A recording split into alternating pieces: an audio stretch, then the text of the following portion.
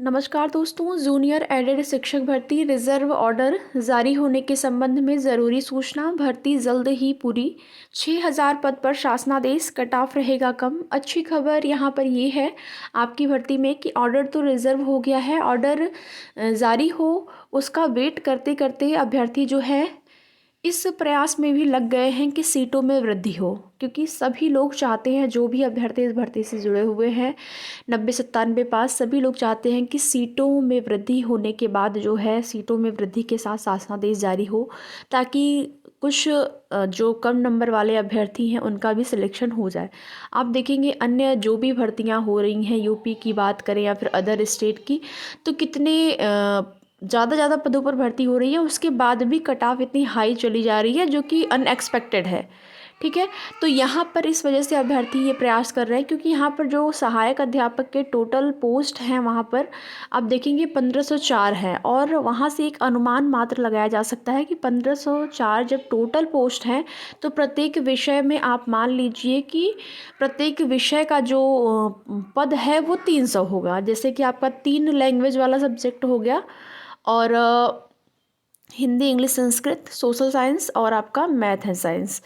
तो यहाँ पर केवल एक अनुमान ही है, बाकी विषयवार सीटें भी नहीं पता किसी को कि अलग अलग विषयों में कितनी सीटें हैं। फिर देखिए विषय के साथ साथ कैटेगरी में भी कितनी सीटें हैं, अलग अलग कैटेगरी वाइज अन्य जो कैटेगरियाँ हैं उसमें कितनी सीटें हैं, क्योंकि कोई भी नोटिफिकेशन जारी होता है, जब विज्ञापन आता है, आप देखते हैं कि उसमें विषय के साथ साथ विषयवार जो सीटें रहती हैं शिक्षक भर्ती में, मुख्य रूप से आप देखेंगे विषयवार तो सीटें रहती हैं, बाकी उसमें अलग अलग कैटेगरी में कितनी सीटें हैं ये भी चीज़ें मेंशन हुई रहती हैं। लेकिन आपकी भर्ती में ऐसा नहीं है।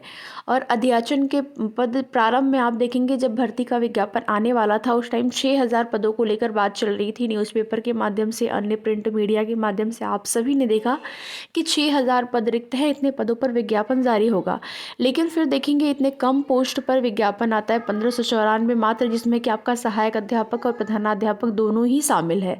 तो अभ्यर्थी बिल्कुल सक्रिय हैं आपकी भर्ती में, और उन्होंने ज्ञापन दिया शिक्षा निदेशालय में। शिक्षा निदेशालय प्रयागराज में अभ्यर्थियों ने ज्ञापन दिया है, जिसमें मुख्य रूप से उनका प्रयास है वो सीटों में वृद्धि को लेकर है। वो चाहते हैं कि सीटों में वृद्धि हो, और प्रत्येक अभ्यर्थी ये चाहता है कि सीटों की संख्या बढ़े। 6000 पदों को लेकर अभ्यर्थियों ने जो है अपनी मांग रखी है, और उनका जो ज्ञापन तैयार हुआ है उसमें 6000 पदों को उन्होंने मेंशन किया हुआ है और अधिकारियों को ज्ञापन सौंपा।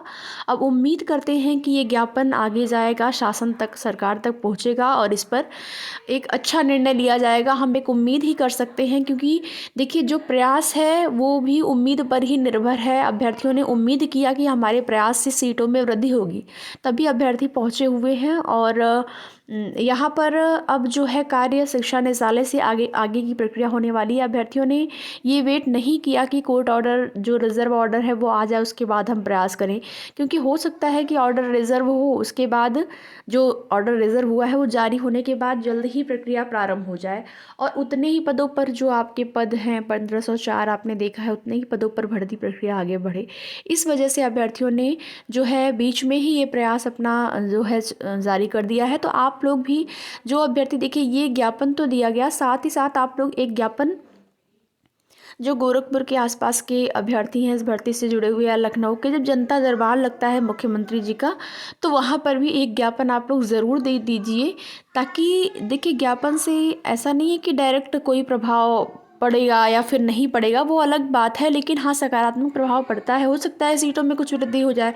6000 अभ्यर्थियों की मांग है 6000, लेकिन ज़रूरी नहीं है कि ये लोग 6000 करें, लेकिन कुछ पद बढ़ा दें तो इससे बेहतर होगा। और इतनी पुरानी भर्ती हो गई है, अभ्यर्थी लंबे समय से वेट कर रहे हैं, बाकी हम लोग उम्मीद ही कर सकते हैं।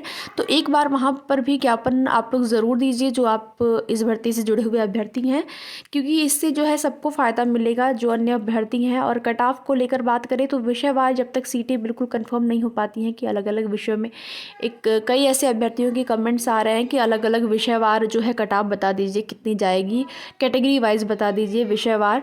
तो देखिए आपको एक सेपरेट वीडियो मिलेगा अलग अलग कैटेगरी वाइज, और आपके कैटेगरी के वाइज साथ ही साथ यहाँ पर विषयवार एक कट ऑफ की वीडियो आपको प्रोवाइड कराई जाएगी हमारे चैनल के माध्यम से।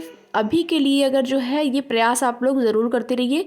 बाकी अगर 6000 सीटें हो जाती हैं तो फिर कट ऑफ कम ही रहेगी। पहले जैसा मैंने केवल ऐसे मोटा-मोटा मैंने बता दिया है कि 75 लगभग जिसके हैं अनरिज़र्व कैटेगरी में अपने आप को सेफ समझ सकते हैं। लेकिन अगर 6000 सीटें हो जाती हैं तो 70 वाले अभ्यर्थी भी अपने आप को सेफ समझ सकते हैं। 70 जिनका गुणांक बनेगा उनका भी सिलेक्शन हो सकता है। तो इसके लिए आप लोग ज़रूर प्रयास करिए। आज का जो प्रयास रहा बहुत ही अच्छा रहे 6000 पदों की मांग को लेकर। बाकी आगे की जो भी जैसी भी अपडेट मिलती रहेगी आप सभी को उसकी सूचना समय समय पर इस चैनल के माध्यम से दी जाएगी। तो वीडियो में लास्ट तक बने रहने के लिए आप सभी का बहुत बहुत धन्यवाद।